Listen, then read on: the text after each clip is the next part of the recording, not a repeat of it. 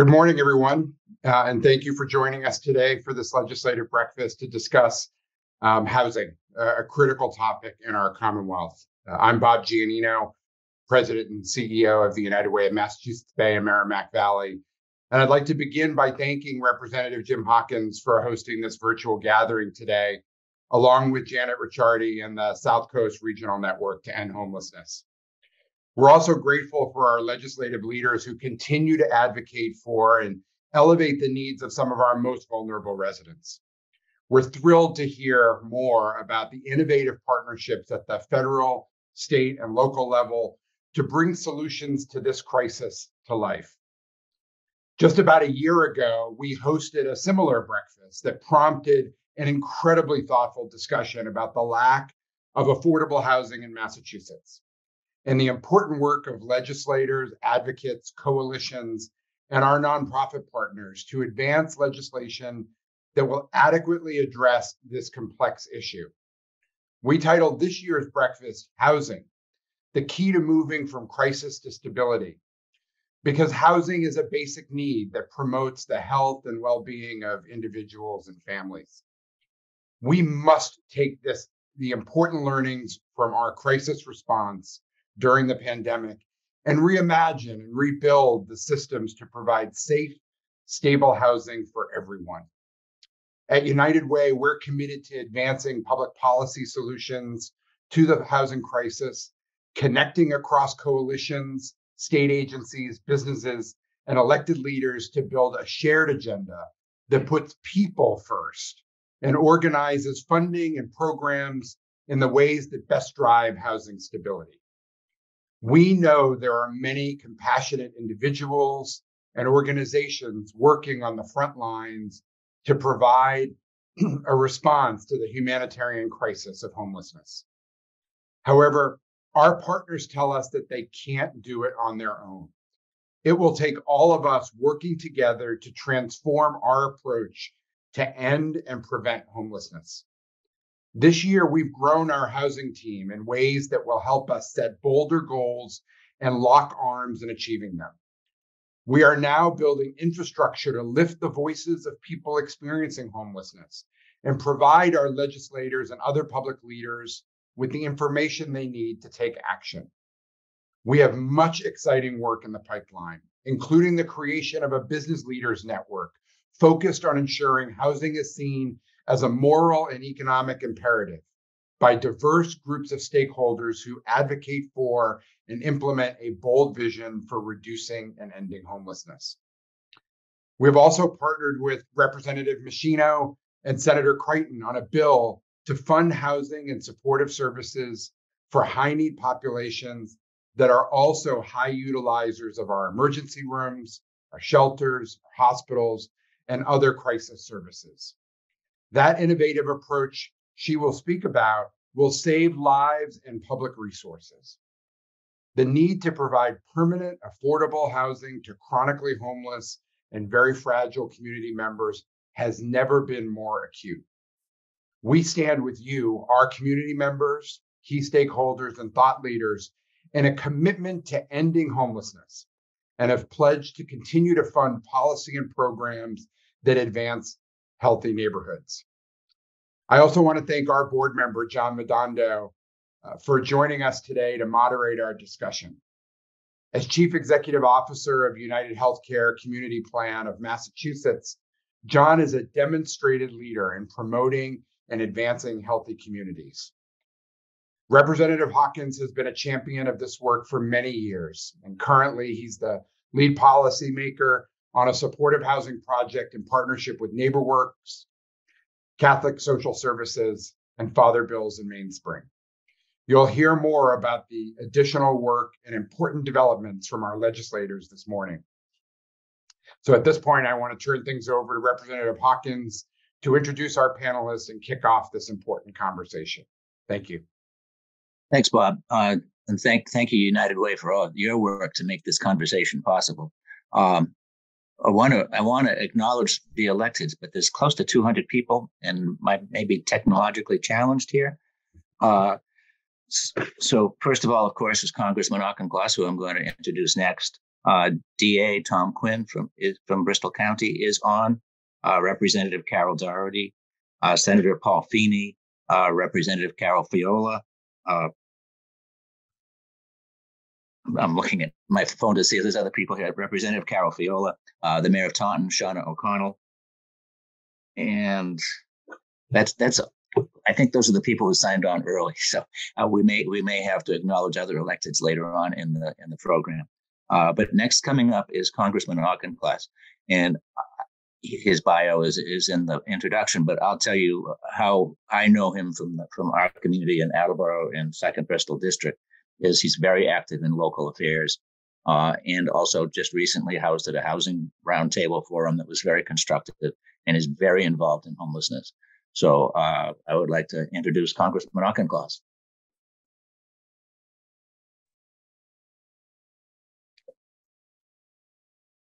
Jim, I apologize to you and everyone else. We were having some very last minute tech difficulties. Give me one more minute. Okay. Okay. Well, I see Alan Sylvia, representative from Fall River, is also on. And I'm looking for others, but I'm not good at flipping back and forth between screens. I'll lose you altogether if I do that. But there's close to 200 people, so this is an amazing turnout for, as Bob introduced, probably we're the wealthiest state in the country, the wealthiest country in the world. It's horrible that people are sleeping under the stars, and that this problem has gotten worse. And to discuss how we can utilize resources to find a solution. It's great that there's 200 people on this morning. I'm honored to be part of that movement.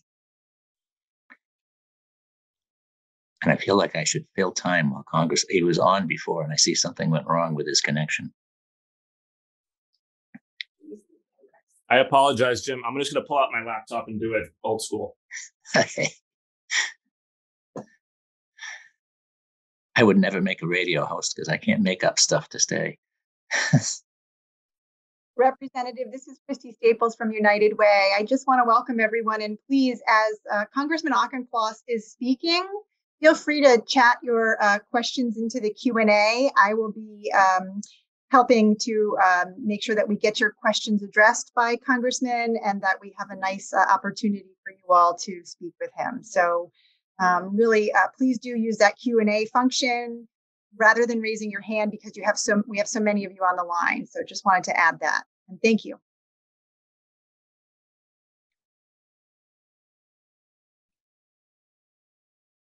And if I could add, Rep, I saw that some folks were putting into the chat, "Hi, I'm here from Hull," or "Hi, I'm here from this organization." That would be incredibly helpful if others, as they came on, could also just put a quick "Good morning. I'm Joan Meschino from Hull." That would be fantastic, so that we could really see how regionally we've drawn from, and make sure that we're identifying all of the partners and interested parties. And that would be really terrific, because this is being recorded and we will save the chat. So it would be really terrific to see where everybody's coming from. Thanks so much. And a quick plug that we are going to be talking about some legislation shortly that's pending in front of both the House and the Senate. And just to remind everybody that you should introduce yourself to your state representatives and your state senators. You should make sure they know the issues that you care about and that you're working on, and you should highlight bills of interest. Hopefully this will be the one that I talk about, will be one of them, to make sure that they know what's going on. The state has filed over 6,000 bills this session. So your help bringing important issues and topics and important bills forward to your delegations, making sure that they know you, making sure that they see you as a trusted resource, is so incredibly helpful on this housing, an important topic, but on any topic whatsoever. So while we wait for the senator, be sure to be sure to do that. I also see, and this is not a good search, but I also see Waltham City Councilor Jonathan Paz on the call, another elected.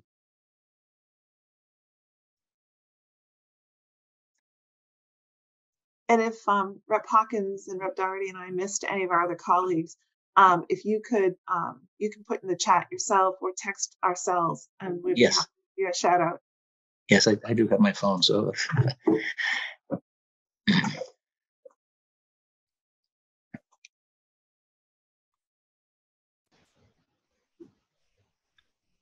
And of course, while we wait, I'll take this opportunity too to just say thank you, Representative Hawkins. Thank you to South Coast Regional Network for Ending Homelessness for allowing me to host or to moderate this discussion, this very, very important discussion.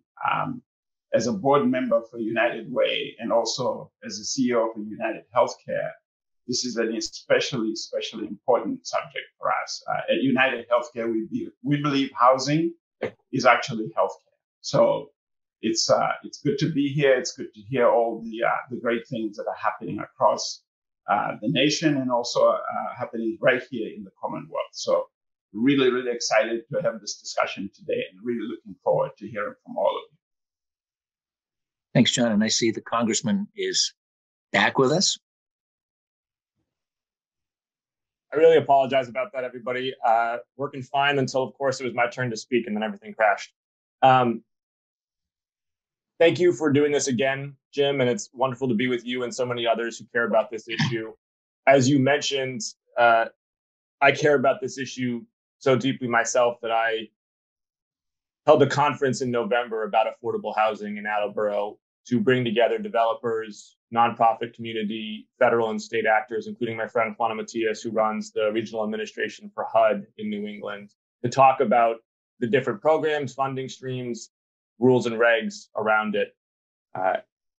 Before becoming a member of Congress, I spent 5 years as a city councilor on the land use committee, which meant that my nights and weekends were spent dueling with developers and also with our own zoning code about the challenges of building housing in the Commonwealth of Massachusetts. And I saw firsthand just the number of roadblocks put forward between where we are now, which is after 20 years of strong economic development in Massachusetts, we've built 1 unit of housing for every 2 jobs created, and where we need to be, which is a Commonwealth where everybody can have safe, dignified, affordable housing that is not consuming 60, 70% of their post-tax income, but rather 25, 30, 35%, like the national guidelines suggest. We are so far from that future, and we have so much work to do.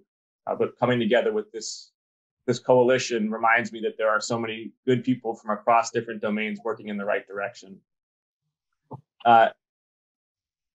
This is the single biggest challenge that we're facing as a Commonwealth, full stop, housing. And it is a social determinant of health. It is the bedrock of economic mobility. And it is core to what we mean about human rights and the kind of dignified and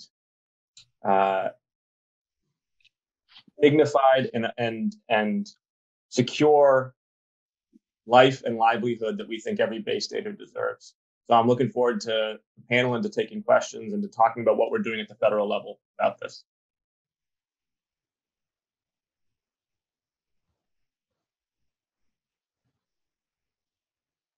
Thank you, Senator.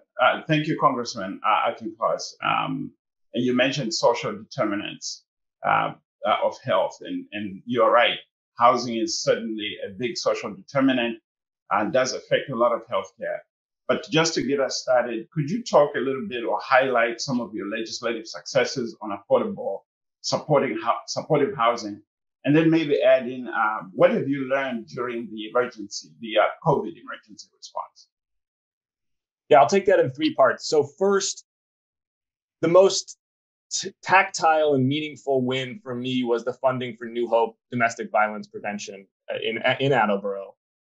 We know that during COVID, intimate partner violence spiked, and that women in particular were more vulnerable than ever for obvious reasons. It was just harder for them to have the escape routes that they might need. New Hope is a place that was providing security and then supportive next steps for women who were literally fleeing with the clothes on their back, sometimes jumping out of a car from a dangerous, intimate partner, and coming to them with no other options. And they were looking to build a new facility, one that could better meet their mission, and had done a lot of strong state level and nonprofit fundraising work. And through a federal earmark, I was able to get them over the top. And coming to meet with them and to hear their story, hear the story of the women who have gone through their shelter, is just deeply meaningful and really brought home the criticality of the work. At the broader national level, we've increased funding for SAMHSA, for the Substance Abuse and Mental Health Services Administration. This is an administration that's tucked into Health and Human Services Department, oftentimes can be overlooked, certainly overlooked by my friends on the other side of the aisle. But it does really important work through block grants and formula funding to states to provide the kind of wraparound services and the preventative services that everyone on this call knows, better than me, is really upstream of so much of the homelessness that we're seeing. We need to do a much better job of addressing both mental health and substance use. And at the federal level, expanding the funding streams is a big part of that. And for 2 years running, when Democrats were in control in the 117th Congress, we increased funding to SAMHSA. And I think that's going to have a real impact. Final thing I'll say is, what did I learn? A big thing I learned is, at the federal level, the importance of looking at the dual eligible population within Medicare.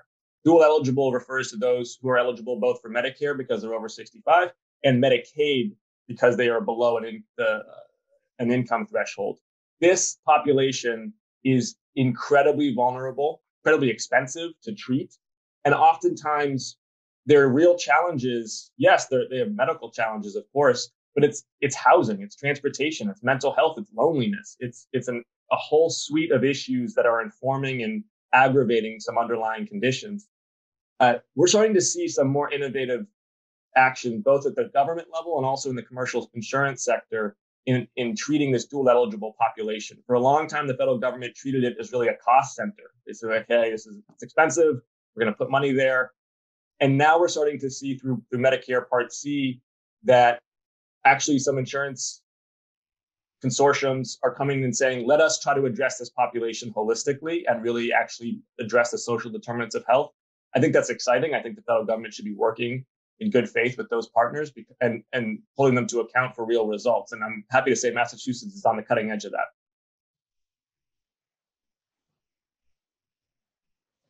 You're certainly right. And so you mentioned some of the work that insurers are doing. So for me, working at United, I know that this is a very a big area for us to try to solve. And there's been a lot done already to try to invest in this particular area. My next question would just be, what ideas might you have for committing to reducing homelessness by 25%?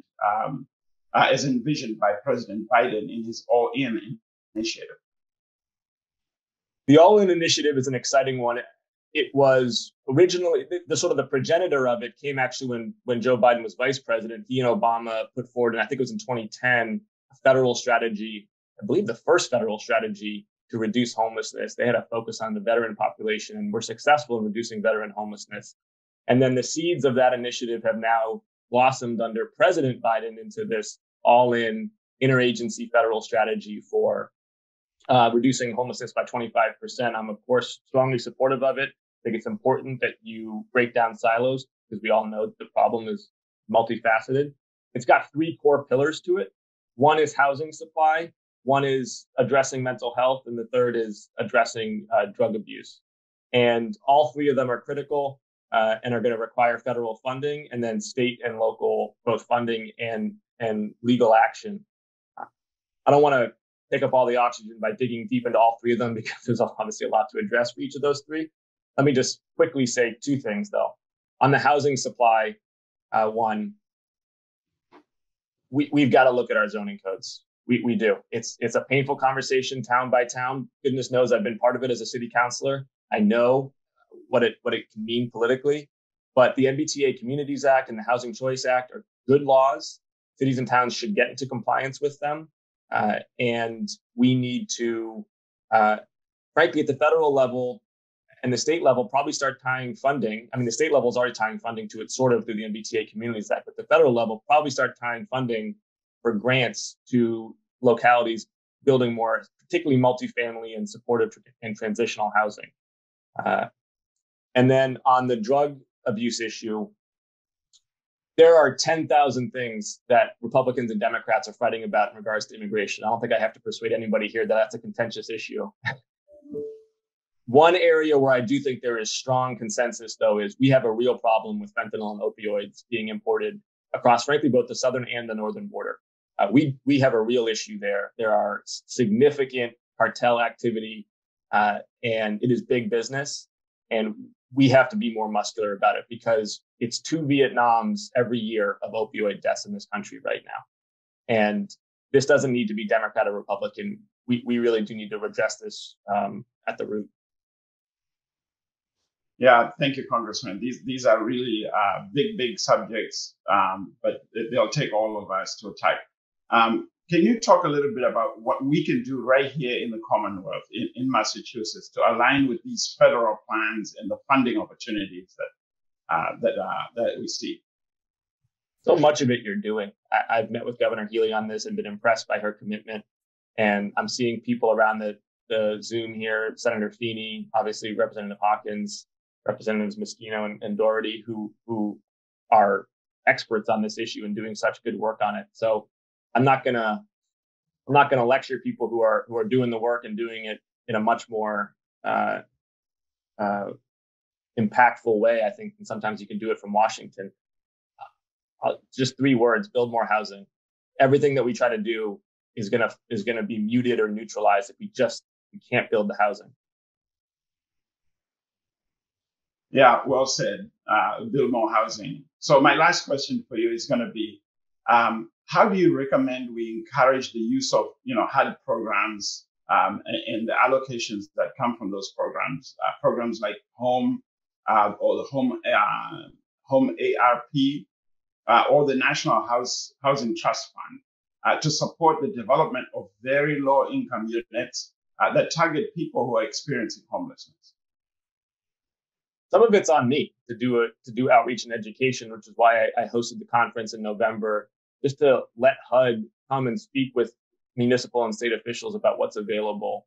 Because Washington D.C. it's a Byzantine place, and it's incumbent on me and my colleagues to be concierges for here are the programs, here are the opportunities, and if you have questions, come ask. So let me use that as a segue to say, please come to my office and ask if you're thinking about any certain program or funding stream and you got questions. Like, that's our job. We will hunt it down. We may not be able to give you the perfect answer that you were hoping for, but we will get you an answer at the very least. And I know that the people at HUD as well are really energized and committed to this. They want to work with cities and towns to build. They're not trying to put up red tape or roadblocks. They want to get to a yes. Yeah. Thank you, Congressman. Ava? Good morning, everyone. My name is Eva Tyne, and I'm the Director of Housing and Homelessness at United Way. Our neighbors who have experienced multiple barriers to safe, stable, uplifting housing possess the most important knowledge about preventing and ending homelessness. We are so grateful to Danielle for her willingness to share her moving, inspirational story of housing insecurity and healing today with all of us. Welcome, Danielle, and thank you so much. Good morning, everyone. Thank you, Eva, so much for the wonderful introduction. So I'm here today to share with you my journey in homelessness and who I am today. I'm going to start off with a little bit of my history. That I've been homeless 3 times in my life. It's been the most recent time of homelessness that I experienced about 5 years ago. It has had the greatest impact on me. It has me speaking with you guys today, which is a complete honor. Thank you.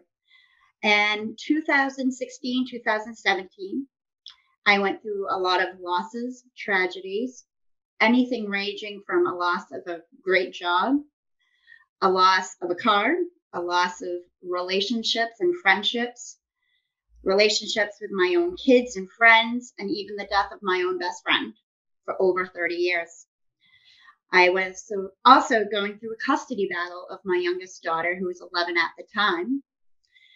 And after all through the blows of that one, then the big blow of losing my apartment hit me, which in the end was the most tragic thing because it led me to have to give custody over to her father after a battle of custody. At that point, I was at my lowest. There was no hope in sight, no will to live, no purpose. After some time of living on the streets of Taunton, I ran into an old schoolmate of mine outside of the main office of CCBC over here in Taunton. A little while after talking, shared my story with him. He referred me to CCBC and their CSP programming, and also a local soup kitchen. Little did I know it would end up being a wonderful journey of regaining hope, regaining life, regaining purpose. Since then, I have lived in a shelter, which was the C-SPEC program ran through CCBC. I lived in a shared apartment living, and now I have lived in the apartment I have for a little over 3 years now. So here it is. It has been such a journey. But thanks to these programs and services, shelters, low-income housing, I am become the confident woman you're seeing here today. I am strong, I am stable, and becoming a very proud member of this community. I am also have been working with CCBC as well, Northeast Health Services. I am a member and an advocate with the First Parish Church of Taunton and working with United Way. Becoming the change I have seek and becoming an advocate for homelessness. I am the success story you want to see more of. And I'm hoping that sharing my story with you today will make an impact on you, because it has made an impact on me, and it is so necessary for these programs and shelters and low-income housings to be available, so you can have more success stories, excuse me, more success stories like mine. So I would like to have you all continue to support these services and help me and join me on trying to end homelessness. And thank you again for allowing me to share my journey with you. And if you do have any questions, I'm sure there's a way to drop my email on here as well, or you can get a hold of CCBC or United Way. Eva and Janet, I have worked with this week on doing this with you guys. So thanks again, and I hope this has helped you guys get a bigger picture of somebody's personal experience. Thank you.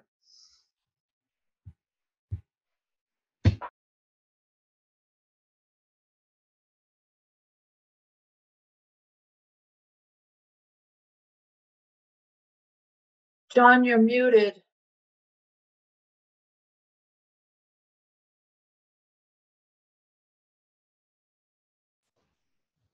Thank you. Technology. You would think by now we would have this all figured out. Thank you, Danielle, for such a powerful and inspiring story. It was really good to hear how you came through. Wish you good luck as you continue on this journey. We're going to go ahead and turn this discussion more internal to the Commonwealth. Welcome to our esteemed panel of elected officials. We have with us today Senator Feeney, Representative Meschino, Representative Hawkins, and Representative Doherty, who are here with us. We've provided all of these speakers' bios in a packet that you should have received. So if you're not familiar with what these folks have done, the incredible work and contributions they've had to preventing homelessness, please take a look at those bios. and review those. But we'll get started right away.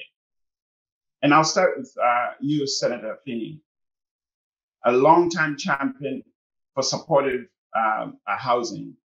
Thank you for your leadership in making sure that supportive housing continues to be prioritized in this session, and that we are continuing to lift and scale the lessons that we learned during the COVID emergency response. Can you talk a little bit about how activating emergency response resources and eliminating programmatic restrictions to keep people housed and off the streets changed what was business as usual?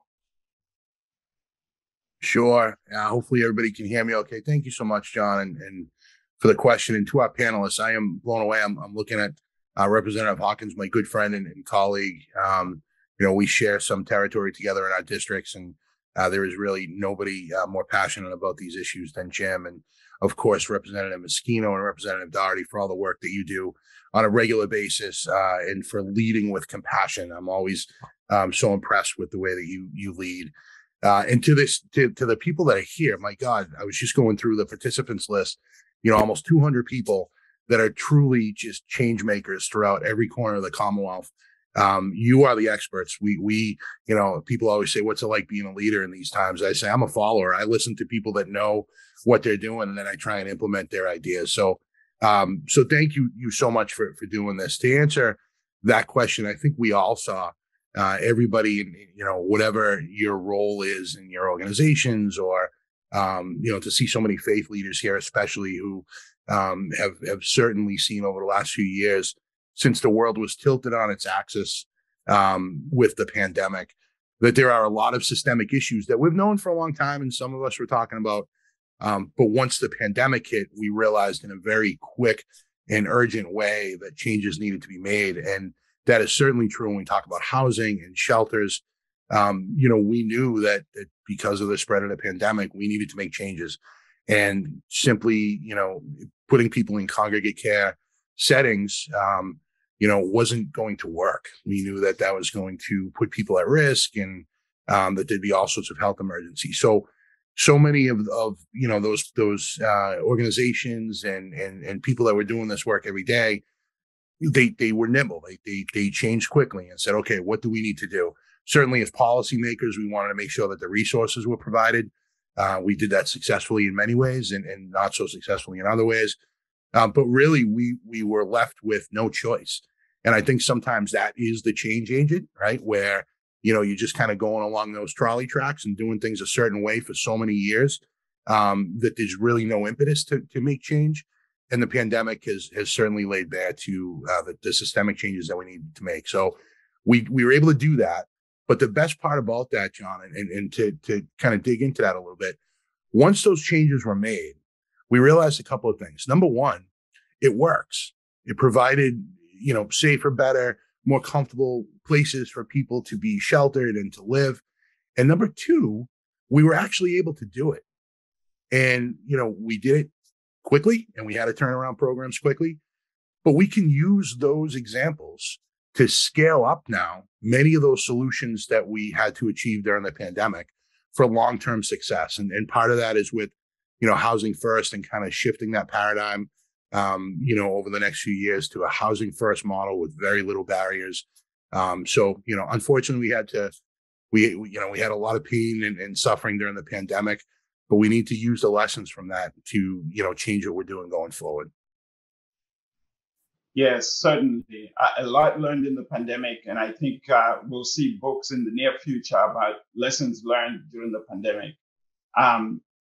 To that end, can you talk a little bit about what policies or funding resources will you be advocating for sustaining these emergency responses? Sure. Yeah. I mean, look, we've talked about it. We had a discussion about it last year, and it's certainly already been mentioned a couple of times here this morning. We really need in the Commonwealth of Massachusetts and throughout this country, but for us here locally, we need to focus on housing first. We have seen in other states across the country right now where there are other elected officials, and I will say most of them belong to one party, but not to make this a partisan issue, but there are other states where their response is, yeah, we'll get you into housing, but you got to jump through hoops to get there. You have to prove readiness for housing. As far as I'm concerned, I think probably many of the people on this call this morning, your readiness for housing should be that you were born, that you are a human being, right? That housing is a human right. And I don't say that. I know it sounds cliche. I apologize for that, but it's true. When we're dealing with other states and other places across this country that say, you got to earn your way into housing. In Massachusetts, we have the opportunity to lead. So we're going to be focusing on, certainly many of my colleagues and the ones that are here today, we're all kind of, picking different spots where we can really make a difference and advocate for priorities. But I think ultimately the foundation of that, the base of that is how do we get to, zero homelessness, right? How do we get to function zero homelessness? And the way to do that is to put people in homes and to work within our existing shelter networks, to start the transition, to figure out where we can add resources in different parts of the state so that we are, we're creating equity geographically across the state and opportunities for people where they are. But to really scale up our permanent supportive housing units in many municipalities. That's a challenge. And the challenge that's presented to us is, number one, resources. How are we able to dedicate resources to be able to do that? Number two, bringing everybody together on the same page. And number three, what sort of legislative and policy changes? We want to support the work of DHCD, but we also want to lead. We want to make sure that we're putting the right mandates in place. We want to make sure that we're collecting the right data. And I think to be able to kind of scale up that housing first, which we know works, we know is more cost effective. We heard earlier about, homelessness being a healthcare issue. It certainly is. And we know that we can provide better services on mental illness, substance abuse, and healthcare when people are stable and in homes. So we need to be able to show that. Well, we can't change what we don't measure. And there are many people that are measuring this, and people, that are here on this call this morning certainly are in DHCD and other agencies in the state. But there has to be a concerted effort. So I'm planning on working with my colleagues and Representative Higgins and the other legislators that are on this call to push for legislation that actually creates a master plan when it comes to homelessness. We all live in municipalities that have master plans when it comes to economic development, when it comes to housing, when it comes to transportation, all these things that we do in our cities and towns. Yet in Massachusetts, we've had a lack of really a master plan to say, we've studied it. Here is the data. It's more efficient. And my God, it's more humane to put people into homes. Let's figure out how to get there and then work towards it. So, that's the type of legislation we're working on. And of course, on the appropriating side, we need to make this a priority in all of our budget discussions going forward. Last year, we had a lot more success. We had some federal funding. I want to thank Congressman Auchincloss for his constant advocacy for these priorities. We were able to use some of that federal ARPA appropriation as well as supplemental budget money so that we could actually get the Home and Healthy for Good line item up over $6 million. I mean, this is a problem that we've historically kind of nickel and dimed. Now we're making real significant investments. So we need to do more of that this year as well. Yeah, certainly. You mentioned, everybody really coming together and supporting this work. It's often said that, this not in my backyard attitude is the number one barrier to creating affordable and supportive housing necessary to ensure the safety and stable housing that people need. How would you say this NIMBYism, as it's called sometimes, impacted your efforts to produce housing for your constituents that want and need it? Yeah, look, you hit it right on the head. I mean, this is the challenge that we need to face head on. And I get it, right? As legislators, we are represent and to advocate for the wishes and needs of our constituents, but we're also elected to lead. And to lead means maybe sometimes bringing your constituents on board with something that they may not support initially. When we talk about, not in my backyard syndrome, right now we have an issue up not in my district, but up in the North Shore and Revere, where there's talk of building a facility that'll house homeless individuals, and it is being met with extreme resistance. We've seen not only just on the sheltering side, but on housing, right? We passed legislation last year from Housing Choice and the MBTA communities to change our zoning, to start to increase density. And it is met with fierce resistance in many parts of the Commonwealth. And I think part of that is it's a tale as old as time, right? People are protectionists. They don't like change. They fear what they don't know. So it's incumbent upon all of us, the 200 people that are on this call this morning, is a perfect start for us to go out and actually evangelize on this, right? To talk about the data, to talk about, to talk about the why, to tell Danielle's story, to show the success of what this means, and to deal head on with some of the negative impacts that people perceive would happen when we increase density for housing, when we increase affordable and subsidized housing in our communities, and when we dare, as Representative Hawkins and the Attleboro delegation has done, to put a shelter in the middle of a city, right? It's incumbent upon us to be able to message that correctly, to not just be reactive and kind of bury our head in the sand, but to, number one, be smart about where we're actually, citing some of these facilities and making sure that, again, we are using a master plan so that it doesn't surprise anybody, but that it's actually an achievable goal that everybody buys into. And number two, going out and talking about it like we are today, leading with compassion, right? Leading with love and support for people that need it, telling the stories, starting with our why, not the how and the what, but starting with our why. And I'll end with this, John. People have heard me frequently say it, and I don't mean this in the religious sense. One of my favorite quotes comes from St. Francis. And St. Francis of Assisi, who is, this was attributed to, always said, go and preach the gospel always, and only when necessary use words. Think about that. Preach, but only when necessary use words.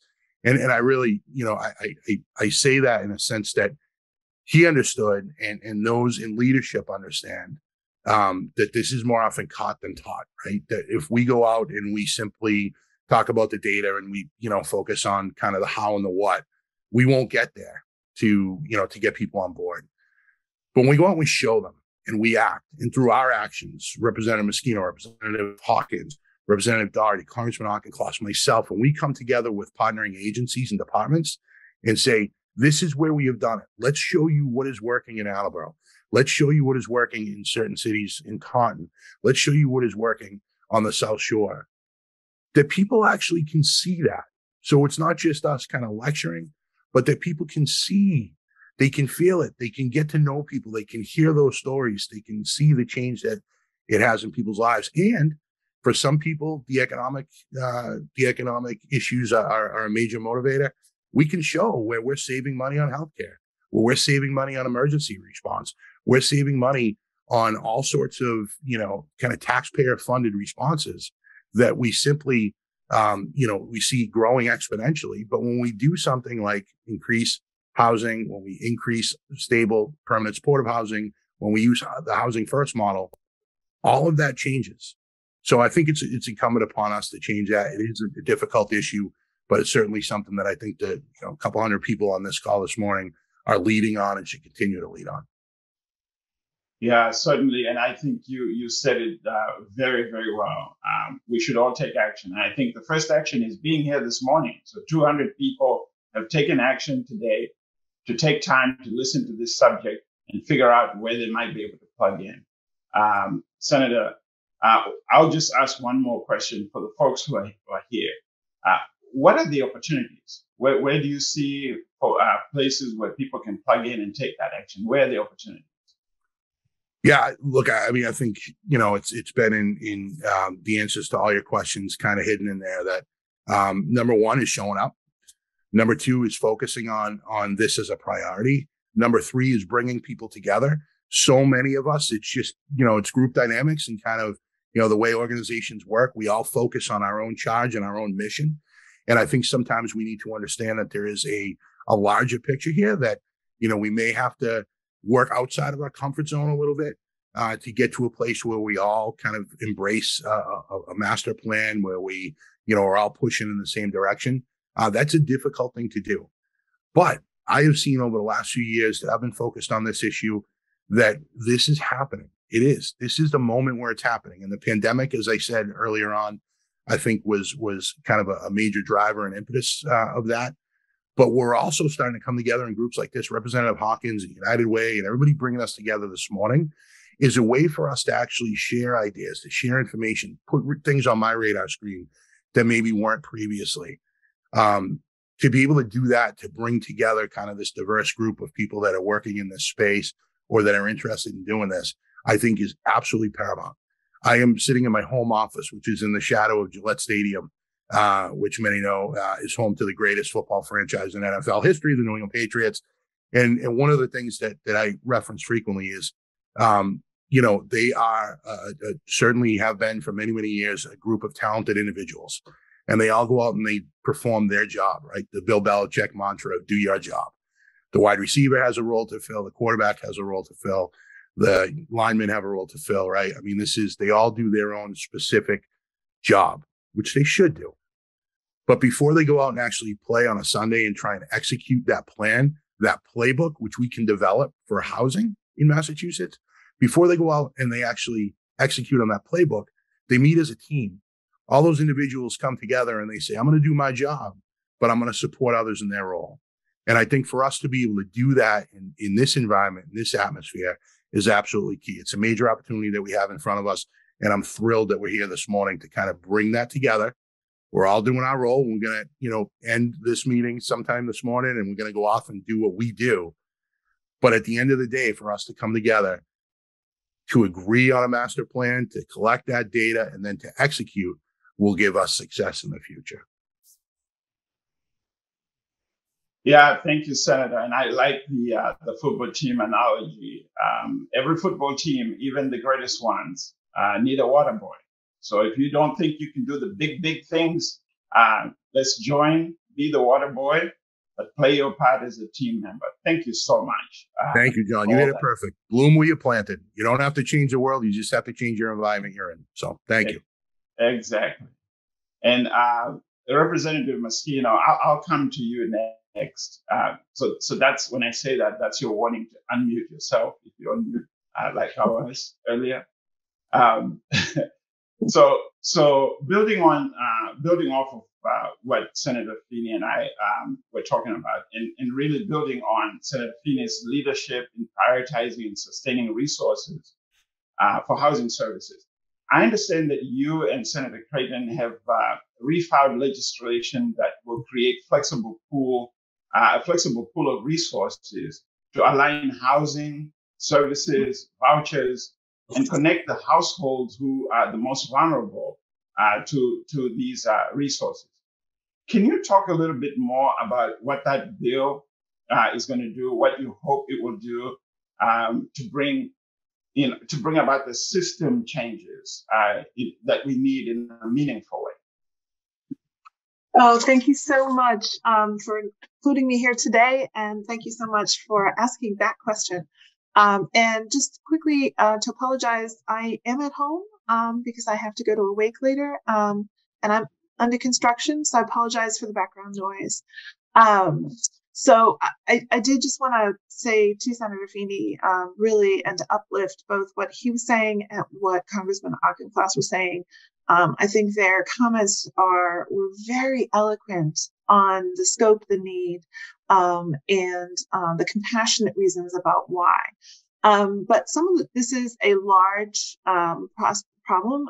Housing we've known for a long time, and thanks to both of their work and to the work of my colleagues, Rep. Hawkins and Doherty, we're actually starting to do it.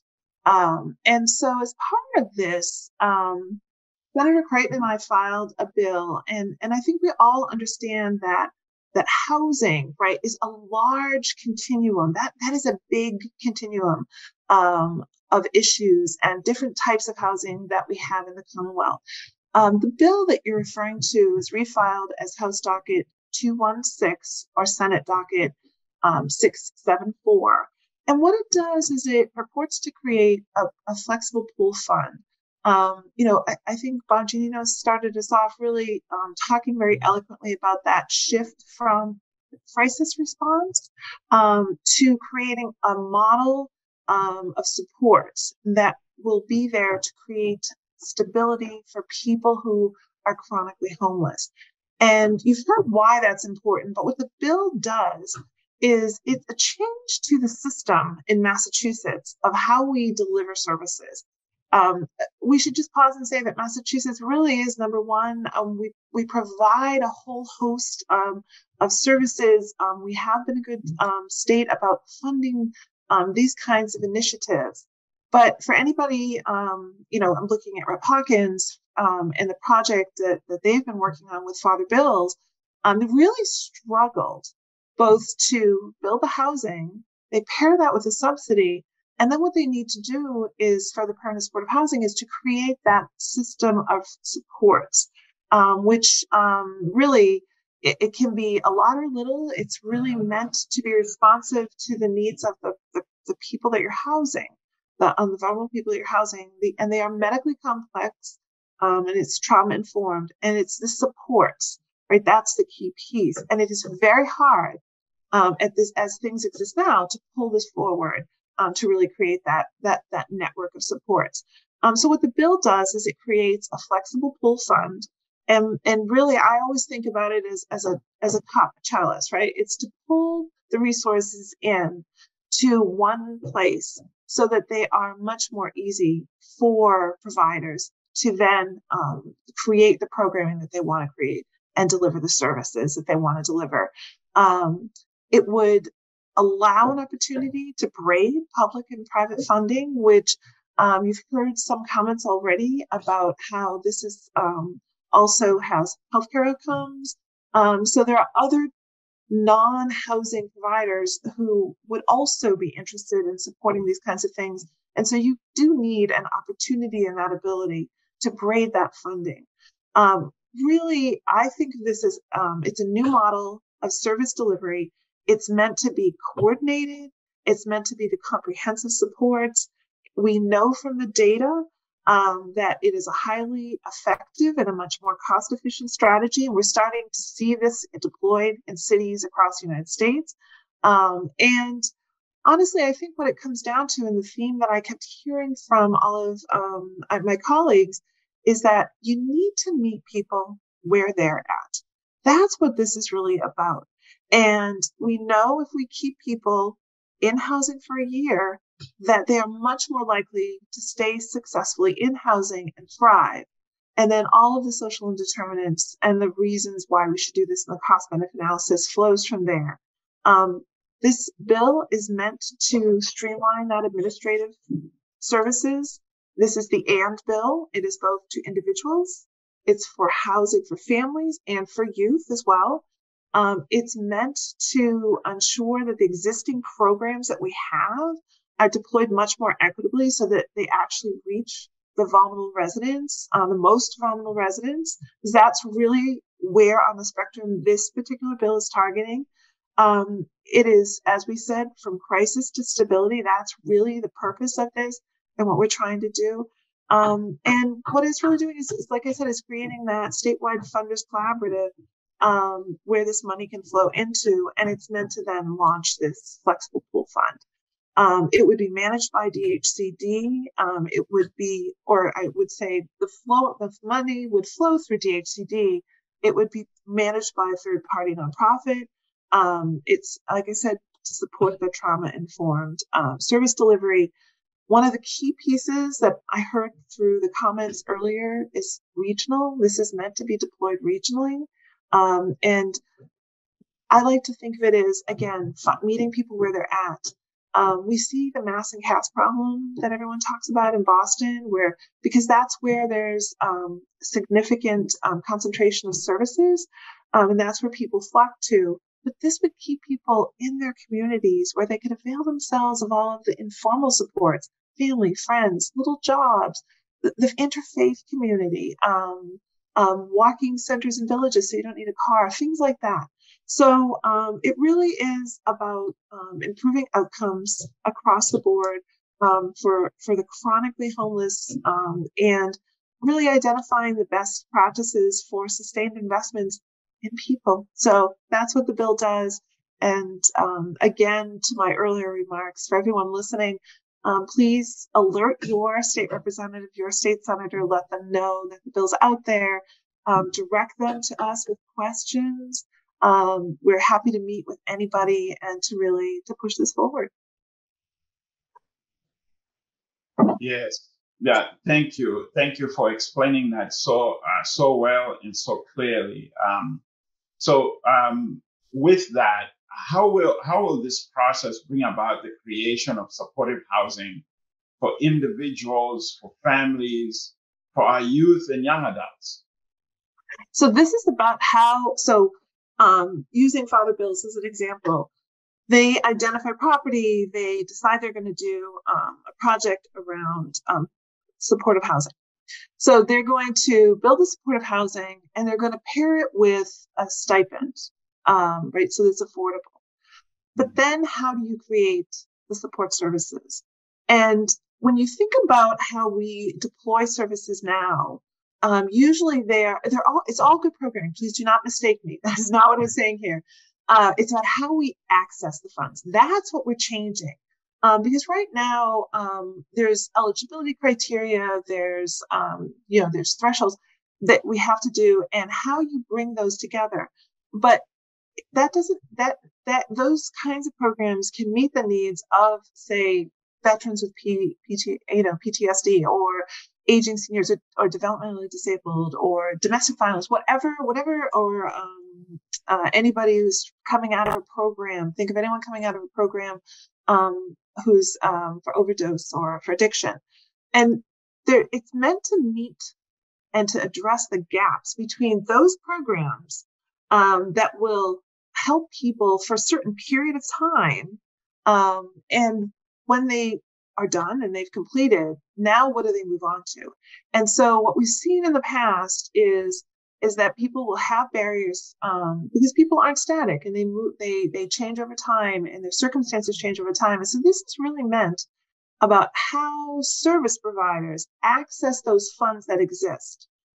What I'm hopeful is that by doing it more efficiently and pulling it into the Flex Pool Fund, you're going to leverage the private investment that could flow with that. Think about healthcare providers or insurance companies, or anybody who's trying to incentivize positive outcomes for their patient pool or anything like that. Now what you're doing is you're putting it in one place. You're saying, here's the program that I'm creating, and you can draw from that money and create your program so that it's actually responsive to the group of people that you're trying to help. It's really a mechanism inside, say, EOHHS, trying to glean those resources much more easy. At the end of the Baker administration's tenure, Secretary Sutters actually created a program called One Door. Oh gosh, I think it was called One Door. And what they were really doing was looking at the legislation and sort of anticipating the trends, the models, and thinking about how, if you're looking and trying to access like 10 programs, how they can flip it around so that there's one portal, so there's one place to go. So it's really meant to streamline, but with that flows the efficacy. And what I'm hopeful is that if it's really efficacious, then you're serving more people and you're with the same amount of money. And then you're also saving so much more money because you're getting people out of shelter, and they're thriving. And it's sort of like transitioning people from the emergency room, where it's the most expensive, most difficult way to provide services, into a much more efficacious setting. Yeah, thank you so much, Representative Meschino. I'll now turn to our host, Representative Hawkins. Representative Hawkins, thank you so much for setting this table and bringing us all together here today. Well, it's a breakfast, but we don't have bacon and eggs. I'm sorry. No. I as a healthcare guy, I'm thinking fruit and maybe granola bars. But thank you for really hosting us here, and thank you for your leadership as well, for the work that you're doing with this newly formed caucus to end and prevent homelessness. Can you tell us a little bit about your hopes for this caucus in ensuring homelessness, particularly, the mission to really keep homelessness brief, rare, and non-occurring in the Commonwealth? Sure. And before I start, I should give shout out to Sarah and Christy from United Way and to my legislative director, Tara Major, who've really done the work to set this table. This is 200 people. It's more complicated than I could handle. So I'm so grateful to them for doing all the legwork to make this happen. This caucus, I'll speak how it, for me, as I see it, is the chance to make this statewide and to involve a lot of other people. We have just in my own community, there's on this call is Ellen Bruder-Moore from CCBC, is Marcia Szymanski from New Hope. But this needs to be more of a statewide, easy to use approach. Rep. Meschino's bill goes a long way towards making that possible, but it needs to be statewide. So to involve other legislators in a program, United Way has come together with some good thought-provoking speakers. I'm an advocate for actually visiting local facilities, and we want the different reps and senators who belong to this caucus to talk about the issues in their own community. Finds I know this community really, really well, but I don't know what happens in other communities, and other legislators I know are scrambling with the same issue. Just what I see last week, I just stumbled across somebody who serves the meals to the needy people, and 3 elders became unhoused last week in Attleboro, 2 in their late 70s, 1 in the early 80s. Oh my God, this is Congressman Auchincloss says this is a humanitarian issue, and it's gotten worse. And we need to come together and talk about how we can address this in a big picture way. And hopefully, and as you said, that homelessness is brief, rare, and non-recurring. And this, and some of the issues that Rep. Meschino talked about, it needs to be trauma-informed. It's medically complex. There's a whole lot of issues that need to be dealt with. And I'm hoping that we can share wisdom between communities across the state, share information that we have courtesy of United Way and our own experiences to accomplish this. Yeah, certainly. So let's bring this conversation local for a little bit. So, Representative, we're here in your district talking about, moving from crisis to stability. Yes. What are you hearing from your community members about their housing needs, as well as the barriers that they have, that they've been facing in accessing or maintaining safe and stable housing? Well, the thing that happened, I may be, is there's services available, and everybody came together a week ago when the weather was below 0, and oh my God, where are these people going to go? Well, hello, it's in the 40s this week, and they're still unhoused. They're still sleeping under the stars. But the issues, nobody's calling me about it now. They call me plenty on that Friday when the extreme weather reports are coming out. This is not this. We can't get by with just a Band-Aid approach. I know Mayor O'Connell is on from Taunton, and she very generously provided some money for hotel rooms, but that's just a Band-Aid. We need to address the problem at its roots. And we've got a lot of facilities in my own community. We've got good resources for food and security. We've got CCBC. We've got all the other organizations, Attleboro Interfaith, who are available. But we're not ahead of the problem, and we need to do that. Yeah, certainly. It needs to be a continued and concerted effort. I'll mention also my colleague who shares the district with me, Senator Feeney, who's so strategic and so thoughtful about how to address these problems. And we need that. We're not there. We're just starting. Yes. So you've been a tireless leader working on ending and preventing homelessness, and have been working hard with local stakeholders, providers, to launch a project that will be responsive to the immediate shelter crisis that we see, and provide stable housing resources as needed. Can you share a little bit of an update on that project? Sure. And I'm looking at my screen, and I see Janet Ricciardi from United Way, who is afraid of nothing, And she and I realized that there was a problem looming in our region, and that the only facility in the region was smaller, and the building was condemned, and we were facing a complete absence of services. And we went around, and the realtor would show us properties. And I said, Susan, we don't even have a checking account. So if you find a property, I'm not sure how we'll get it together to actually purchase this property. And money started coming in from Bay Coast Bank. I don't know that we had nothing.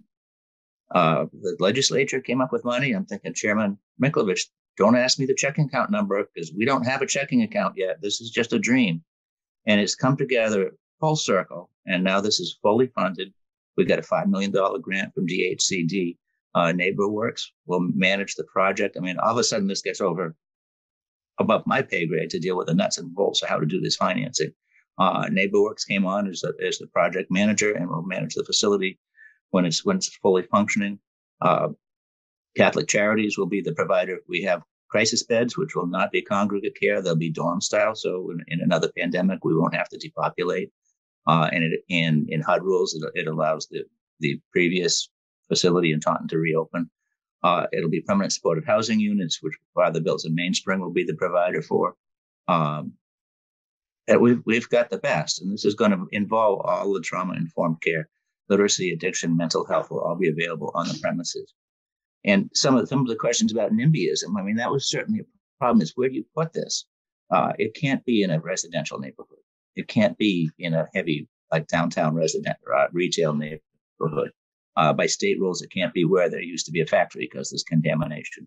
And the realtor said, this is like looking for a needle in a haystack, and we got it. It's on public transportation. It's not in any of those kind of neighborhoods. It's walking distance to Sturdy Hospital, to Manor Health, to Literacy Center, to the library, to the Council on Aging, are all within walking distance. I'm not sure how we pull this off. It's coming together exactly the way it's going to be. But the question is how do we share this success? We're going to be breaking ground, I think, in a couple of weeks. How do we share this success for other communities? And what else do we need here in Attleboro and Taunton?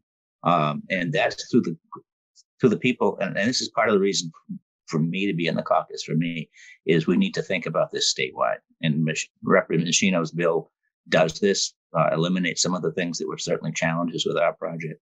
Senator Feeney's work on housing first and housing in general. He's brilliant in the way he's figured out this legislation.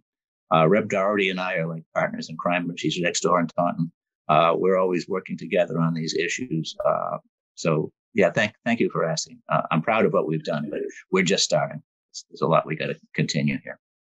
Yeah, really great work, exciting work, and great to also hear about all the partnership that's going around to really attack this problem it had. I think one of the things in the caucus is two of the things I viewed a CCPC facility in Taunton. I viewed Father Bill's housing, one of his housing housing units in Brockton. And I think that's one of the things we should be doing in the caucus is we should see what other communities are doing and how we might be able to use that in our communities as well. I'm eager to see if we can do some tours and actually you see these firsthand and you say, oh, maybe this is something we could do here. Yeah, no sense in reinventing the wheel, right? If something is working and it can be scaled or it could be brought to other communities, that's the quickest way to get the problem solved. So thank you so much. Thank you again for hosting us. I'm going to move over to Representative Doherty. Representative Doherty, in your role as a member of the Children, Family, and Persons with Disabilities Committee, how do you see supportive housing resources assisting with ending family homelessness? Thank you very much, first, Joan, for that introduction. And I am delighted to be able to join my colleagues who are so far ahead in addressing homelessness issues and housing issues generally. I have learned much from the presentations that have been made so far. We all know that this is a crisis. When you have so many people coming to an early morning breakfast to discuss this crisis, either looking for solutions to the problems in their communities and within their organizations, looking to the legislature to help to provide those solutions, to work with them in order to solve the problems of homelessness generally. I want to first thank Danielle for her story. As I listened to her talk about the journey that she had taken to stability, she turned to the same organizations within Taunton, within my community, that I have turned to when I'm looking for solutions, when I get telephone calls from people who are either homeless or on the verge of homelessness. And so it is a success story that says these organizations work very hard to find those solutions, whether they're short-term or longer-term solutions. I know that I can go to CCDC, for example, or to our Daily Bread within our community in order to direct people who are looking for support and emergency shelter or longer-term housing. And so I truly, truly appreciate that. While I have not personally proposed legislation addressing housing issues, I work tirelessly in my district to answer the call from constituents, much like people who are participating this morning do. People who have are living in an RV, who are couch surfing, who are on the verge of eviction, who have nowhere to go. And we are flummoxed by trying to find that immediate answer for that person, at least for a short term, to get them off the street, to prevent them from being living in a parking lot in their car for being able to provide stability to their children. In my role as a member of the Children and Families and Persons with Disabilities Committee, while we don't deal directly with legislation that comes to us that is specifically addressing housing, we know that in many instances, when families are under the care of the Department of Children and Families or some other agency that is focused on to support families who are in difficulty, that's the kind of legislation we deal with. And very often we know that these people have found themselves without a home, which exacerbates the problem for them, which creates an environment where their children are put into foster care.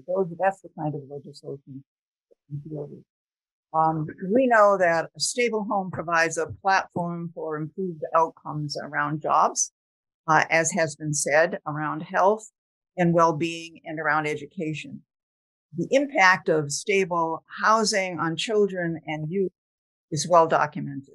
Without stable housing, young people are more vulnerable to mental health issues, to developmental delays, and to poor cognitive outcomes in their education. And there is a correlation between housing and instability and trauma, which of course can negatively impact future outcomes for these children particularly. And these are the children that we deal with in my committee assignment. So I have to say, and I know that time is growing short for you, and a lot has been said when you look at a legislature now who truly, in my opinion, is focusing on multiple pieces of legislation that affect housing and homelessness. When one thinks about two caucuses, the one that Representative Hawkins has started around homelessness, and one that Representative Conley and Senator Lynn Edwards has started around housing generally, kind of that omnibus housing legislation that Senator Feeney is talking about, perhaps. We know that this is a critical issue. I believe that you have the commitment of the legislature to have positive outcomes to lots of these pieces of legislation that are going to be before us in the next legislative session. And just to my own community, while there are multiple projects on the drawing board to renovate or to build a new countless units of affordable housing, we are still flummoxed by homelessness, where we're finding, as Rep. Hawkins pointed out, more and more elderly who are being pushed out of their homes, who live in manufactured housing, for example, where the rates and rents and fees are going up beyond their fixed incomes, and they're being pushed out of those homes that they thought that they were going to be in for a long, long time. And so we reach out to one another, and I reach out to people here in the community and also to my colleagues to say, what do you do when there's a circumstance that exists? Who do you reach out to? Where are those agencies and people that can be helpful to the constituent that's giving you a call? Yesterday, among others, I visited my colleagues in the mayor's office to get an update in preparation for today's meeting, I guess, to get an update on what's going on in my community. And in addition to the 5 or 6 projects that are on the drawing board for affordable housing, mixed use housing that will go forward, many of those projects are ground up or renovating existing properties. I said to them, in the upcoming legislative session, while we could file emergency legislation if I needed to do that, even though I've passed the deadline for the bulk of the legislation that's filed, I asked them, what is, in the best of circumstances, what is it that you are looking for going forward? What kind of housing do we need specifically? And they said 2 things. One is that we need housing that serves the elderly exclusive. I guess it's called restrictive senior housing, as more and more of our seniors are finding themselves being pushed out of their existing homes. And we need housing that serves families exclusively, family transitional housing. And I want to follow the lead of Representative Hawkins and Senator Feeney, and my colleague Rep Meschino, and others in the legislature to look for ways in which we can fulfill this goal that we have here in my community for families and for seniors to prevent homelessness going forward. And lastly, I just want to share, there are 2 projects that have gone on here in my community with the promise of more. And it was Rep Hawkins that introduced me to the first and a similar project recently. 15 Winthrop Street and 38 Winthrop Street are near downtown renovated facilities of small apartments for the homeless who, under certain criteria, have been brought into a safe and secure and warm and comfortable place for them to be. I posted that information as I visited the most recently opened 11 units of housing and got more emails from homeless people who said, what about me? Is there a place there for me? Do you have an extra room? Can you put me on the waiting list? We need to provide resources and build more housing. Thank you very much for this opportunity. And I know positive things with this enthusiasm, with the people who are attending, my colleagues and others who are not here this morning, focused on housing. Something good is going to happen at the end of this session. Thank you. Yeah, thank you so much, Representative Doherty. I just have one more last question. We will wrap up and hopefully have a few minutes for questions. How do you see local advocacy working to achieve this? I'm sorry. Tell me a little bit more about what you're. How do I see local advocacy? Oh, yeah.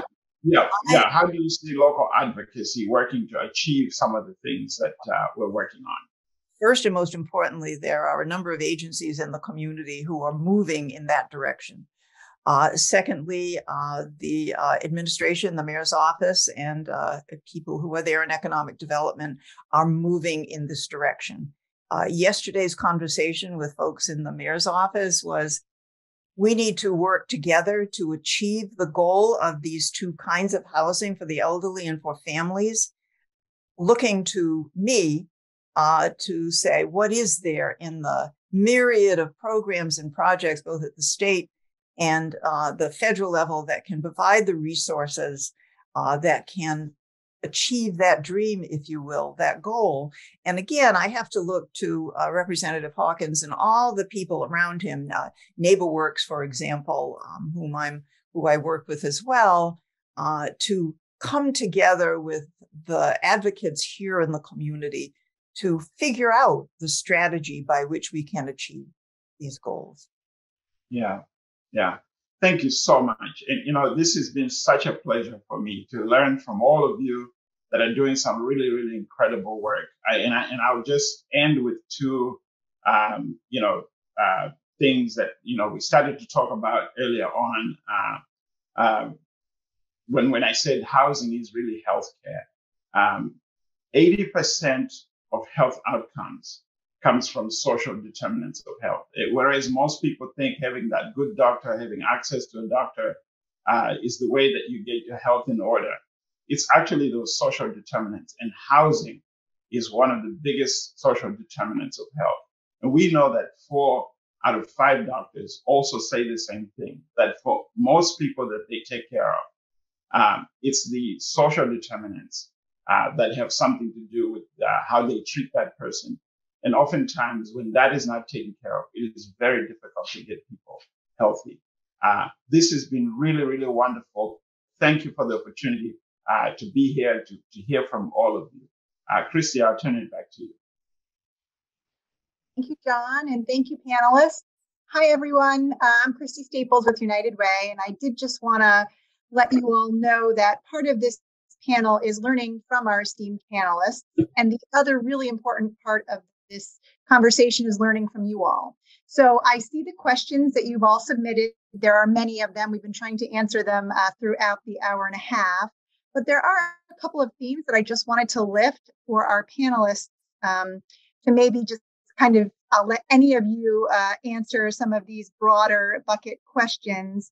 And also know that we will be sending the list of questions both to Congressman Auchincloss. We didn't have time to get your questions live to him, and then also to our panelists. So please know that they will see your questions and some of these really important issues that you're lifting. A theme that's coming across, Representatives, Senator, is around senior housing. And I know Representative Doherty, you touched upon it briefly, but really thinking about this as a community need that's getting lifted over and over through several questions. What are you all doing to think about affordable housing, permanent supportive housing for seniors as they start to age out of various other services? And how are we going to think about prioritizing this with our issues that we're talking about today? I'll answer first. I called Senator Feeney this morning and said we need to strategize on this. So just before the meeting started, we were talking about that. Because he shares the district with me, so we definitely work together on these issues. But we've certainly had some conversations. Well, yeah. I'm sorry, Senator Feeney. I'm sorry. Go ahead, Representative. Oh, I was just going to say again, and I said it a couple of times during my remarks, that because a lot of the work that's going on around homelessness and housing generally is Taunton Attleboro. GB Catch is a broader regional collaboration of many people who are dealing with these issues. I think that being able to put pen to paper, addressing the issues that Senator Feeney has raised around creating a master plan, an omnibus bill. There's so much legislation now that's on the table, pulling those pieces together in a comprehensive approach to addressing these critical issues is really a fine goal, so that we're all across the Commonwealth. And I think Rep. Hawkins pointed it out, that you know what's going on here, but we don't know what's going on. Now we know what's going on in Rep. Meschino's area, but we don't know what's going on in the broader context. And I think the 2 caucuses that have been created and all the legislation that has been filed is going to help to shed a light on the bigger picture. If I could just speak kind of parochially, because this is something that we're dealing with in certainly throughout my district, but even in my community that I live in, we have this focus group brought in, all sorts of people that talk about kind of what is going to be, what's our solution to homelessness, what is our solution to housing, and this is a just kind of quintessential, bucolic suburban community. And we heard overwhelmingly from seniors that are on the verge of losing their homes, right? They've lived in a community. Unfortunately, the costs keep escalating. Their income is not. The defined, benefit pension has gone the way of the dodo bird, so they're not seeing any sort of increase in their income, and they're really stuck. how do they continue to live in a community that they've, raised their family in? If they can't downsize, if there's no housing available for them. So when we talk about housing in a broader sense, it really is, to use a movie title, from the Oscars, everything, everywhere, all at once, right? I mean, we need it all.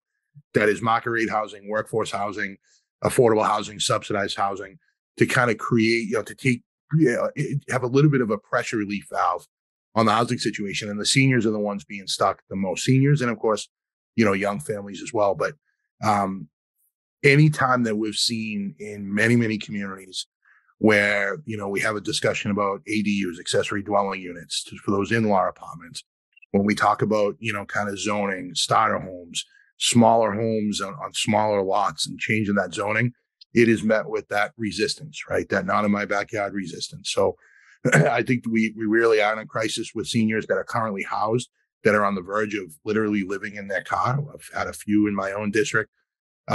So it's increasing that housing stock across the Commonwealth and across every tier, every level of what we need to provide, so that we can make sure that, they're able to stay in the communities that they help build. Rep already mentioned manufactured homes, and that's certainly an issue in our district. Sandcastle Estates in South Attleboro is a 55 plus, pardon my dogs, I am at home. And it was bought, the tenants had first right of refusal. It was worth like $3 million, and the tenants got a mortgage for $10 million, and they were outbid by a out-of-state hedge fund for $13 million. And a year later, the hedge fund flipped it for $19 million. And we have elderly people on a fixed income, maybe a surviving widow on $1,500 a month, and they cannot survive a $500 increase in rent. And there's no place in our community for them to go, which is a very scary prospect. And that's certainly on my radar as to what we might do to respond to that. But I know we're running out of time here. So I think that the big lesson here is from Rep Meschino, from Rep Doherty, and from Senator Feeney, is the master plan. We can't just be picking away at this. We have to have our strategy together. And with Rep Meschino's bill and with Senator Feeney's legislation, we've got the best working on this, but we need to support their efforts. Right. Thank you. And I will just say again, all of these questions will be shared with our panelists, and there are themes that are in the questions. So immigration, humanitarian crisis that we're running up against. So please do know that we will lift these with our panelists, and we will respond back to you all. We are at 10:30. I wonder if we can just go quickly around our panelists with one word about how you're feeling right now, and then Rep Hawkins, if you could close us out. We'll start with Carol, Joan, Senator Feeney, Rep Hawkins, close us out. One word. Well, I have to say I'm feeling energized. I'm feeling informed in a better way. And I'm feeling a part of a very powerful group of legislators who are going to make something positive happen going forward. So working together with all of the people who are the participants and with my colleagues, I think is going to provide something positive for our people. So thank you. Thanks, Jim, for doing this. Yes, thanks, Jim, for doing this. And uplifting Carol's remarks, I agree with all of that. I'm going to add optimistic, and I'm going to say well supported. It was so encouraging to see almost 200 people actually step out for this issue. Sometimes we feel like we're doing this by ourselves. So thank you to everybody that signed on, and as a show of support to us, and for I read all of the questions in the Q&A, and really spot on. Everybody's thinking about exactly the right issues. So I just want to say thank you for that. Christy, I can't follow directions. I have two words myself, but looking at all the participants, grateful because of all of you, and certainly hopeful because of all of you. So grateful and hopeful. Okay, my turn. Two words, or two thoughts. Anyway, one is master plan. We need to work on this master plan. And the second thought is thank you to all the people who are attending this meeting. That's a good show of support for our work, and we appreciate that. And the more you talk to us about it, the better a job we'll do. So keep it up. Thank you. Thank you all. Appreciate you. Really appreciate you. Have a great day. Thank Go you. forth.